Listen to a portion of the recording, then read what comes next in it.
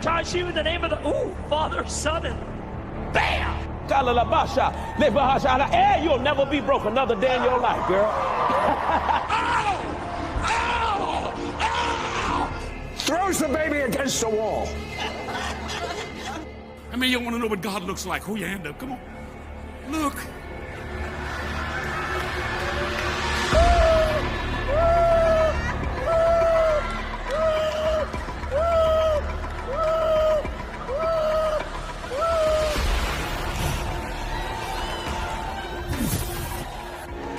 Take it! Take it! Take it! I'm going to say to you right now, you are gods.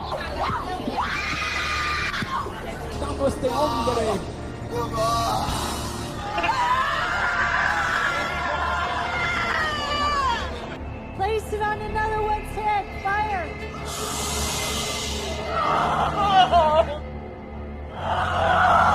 I am spiritually lethal, brother. Say after me, within me is a God-man. Say it again. Within me is a God-man.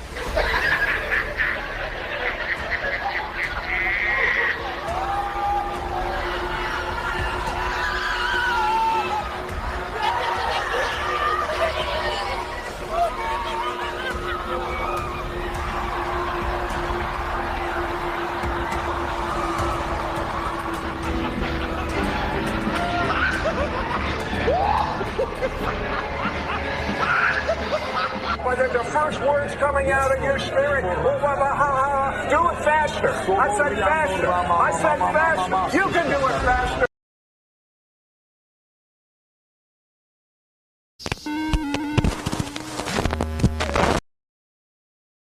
The prosperity gospel movement can be traced back to the 19th century to Phineas P. Quimby, 1802 to 1866.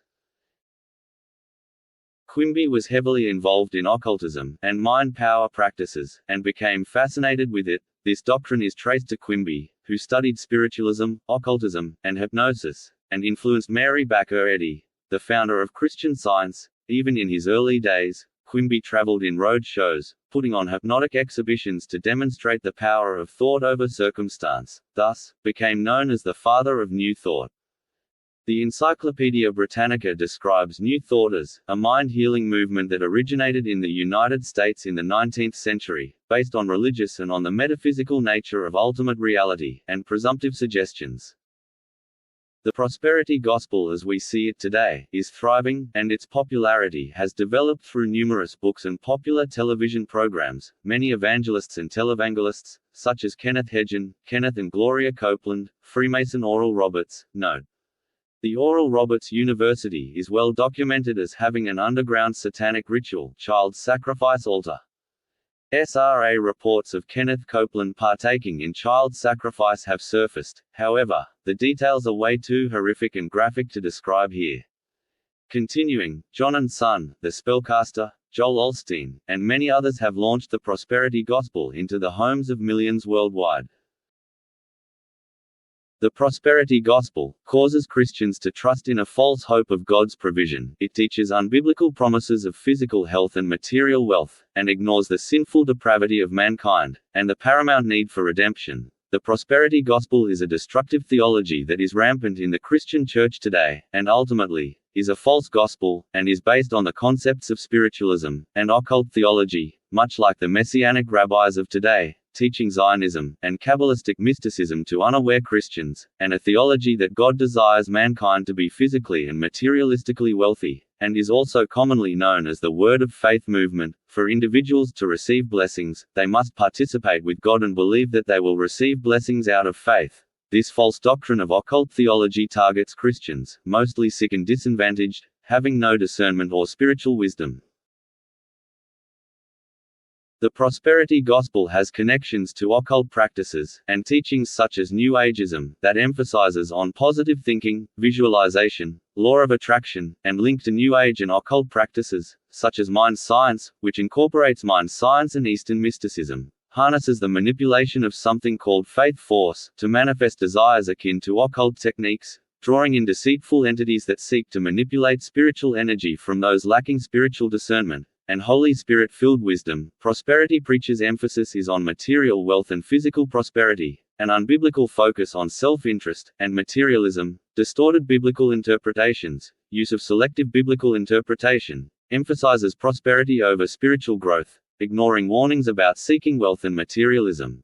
Manipulation and control, financial exploitation, the use of guilt, fear, and emotional manipulation to control their followers, convincing them to give large sums of money, and encourages an importance of continual tithes, and financial exploitation, whereas, there is a lack of accountability, and many prosperity gospel preachers operate without any accountability, accumulating vast amounts of wealth and power, while justifying their unbiblical lifestyles, for it's easier for a camel to fit through the eye of a needle, than it is for a rich man to enter the kingdom of heaven, while their followers struggle financially, having a devastating impact on the vulnerable, fostering fear, guilt, and anxiety, creating unrealistic expectations, disappointment, leaving many disillusioned, and emotionally distressed, causing harm, abuse and neglect, even being responsible for the deaths of their followers, relying solely on these prosperity preachers for healing. For what does it profit a man to gain the whole world, only to lose his soul?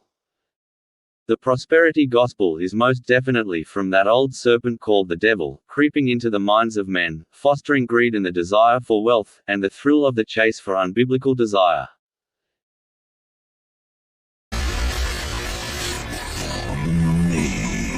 Former followers are beginning to tell tales of alleged deceit. The latest, Mary Elizabeth Turk of Dallas, who says Tilton promised to heal her cancer if she would give him $1,000. She almost died waiting. He said, I've got the faith. All you need to do is obey and send the money. And he said because he was God's prophet. She was so swayed by Tilton's promises of a miracle, she stopped her medical treatment. Several months later, Mary died from colon cancer. The doctor that was her oncology specialist, when she was in the hospital taking her radiation and her chemotherapy, said that if she had received medical care in time, she could have been cured, which is a strong word in cancer. She felt that because of the constant bombardment of personal mailings that Robert Tilton was so personally involved with her and her case and was monitoring every bit of it and was so concerned about her that he was powerful enough of a personality that he convinced her that she was going to receive a healing. Every prayer request that comes in, that gets into our mail, I personally pray over. On flyers mailed out to the viewers, Tilton urges them to place their hand on the paper and send it in. He then promises to place his hand on that same spot as he does a special prayer for the person. He sends out 880,000 mailings every 2 weeks. We have calculated there's an average of 16 instances of fraud in each and every mailing. He's a joke in the name of God. While Tilton has said that all the miracles are medically documented, in a deposition once, Tilton was asked by a lawyer, is there anyone else that you have published their names that you claimed has received healing that's been documented, medically speaking, as a result of your having prayed for them? Tilton's answer, no. I've had about 3 or 4 of those in the last month.